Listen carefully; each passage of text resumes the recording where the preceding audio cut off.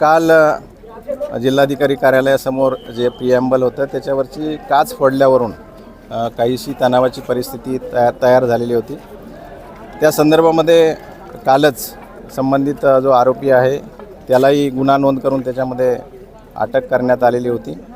आज निषेध म्हणून या ठिकाणी काही तालुक्यामध्ये आणि परभणी शहरामध्ये बंदचं आयोजन करण्यात आलेलं होतं आणि आंदोलनकर्त्यांना बंदनंतर निवेदन द्यायचं होतं।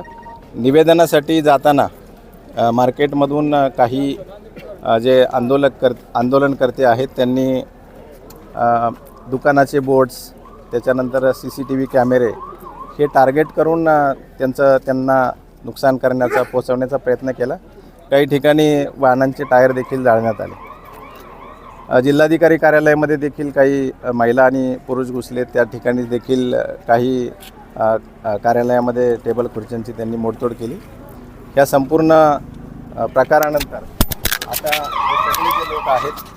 सगळे जे लोक आहेत ते आता जिल्हाधिकारी कार्यालयातून बाहेर काढण्यात आलेले आहेत।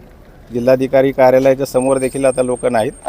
आमची सर्वत्र पेट्रोलिंग सुरू आहे आणि कुठेही काही अनुचित प्रकार यानंतर घडू नये या दृष्टिकोनातून आमच्या उपाययोजना आहेत। सर, परभणी जिल्ह्यामध्ये जो काही गोंधळाची परिस्थिती निर्माण झाली आहे, बाहेरून काही पोलिसांची कुमक मागवल्याची माहिती मिळत आहे। किती कंपनी बोलण्यात आलेल्या आहेत? नाही, आमच्याकडं सफिशियंट मनुष्यबळ आहे। आज सकाळपासूनच शहरातलं सगळंच मनुष्यबळ, आमचं हेडक्वार्टरचं मनुष्यबळ हे पूर्णत्वाने पोलीस अधीक्षक यांनी या ठिकाणी लावलेलं होतं।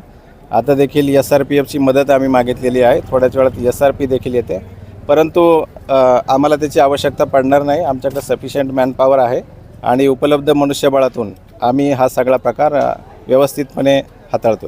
सर, काल रात्री हा प्रकार झाल्याच्या नंतर पोलीस आणि प्रशासनाने आंदोलकांशी बोलले होते आणि एकूण वातावरण निवळल्याचं दिसत होतं, परंतु आज सकाळी अचानकच हा प्रकार सुरुवात झाला।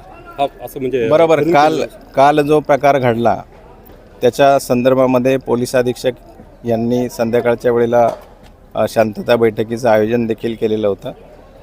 आजचे जे काही संयोजक आहेत त्यांनाही त्या ठिकाणी पाचारण करण्यात आलेलं होतं। सगळी चर्चा व्यवस्थित झालेली होती आणि फक्त आम्ही निवेदन देऊन त्या ठिकाणाहून डिस्पर्स होऊ अशा प्रकारे सगळ्या गोष्टी ठरलेल्या असताना आज आंदोलनासाठी किंवा निवेदन देण्यासाठी येतानाच हा प्रकार घडलेला आहे। माझी आता ह्या निमित्ताने सर्व परभणीवासियांना आणि सगळ्याच जनतेला हे आव्हान राहणार आहे की जो काही प्रकार काल घडला त्या संदर्भामध्ये रीतसर गुन्ह्याची नोंद झालेली आहे। त्याच्यामधला आरोपी कालच अटक झालेला आहे। आता एवढा सगळा कायदेशीर सोपस्कार पूर्ण झाल्यानंतर आंदोलनकर्त्यांनी अशा प्रकारे प्रशासनाला धारेवर धरणं किंवा सार्वजनिक मालमत्तेचं नुकसान करणं हे योग्य नाही आणि म्हणून मी सर्व आंदोलनकर्त्यांना या निमित्ताने आवाहन करतो की त्यांनी कुठलंही कायदा सुव्यवस्था प्रश्न निर्माण न करता आपापल्या घरी जावं आणि या ठिकाणची जी शांतता सुव्यवस्था आहे ती अबाधित ठेवावी।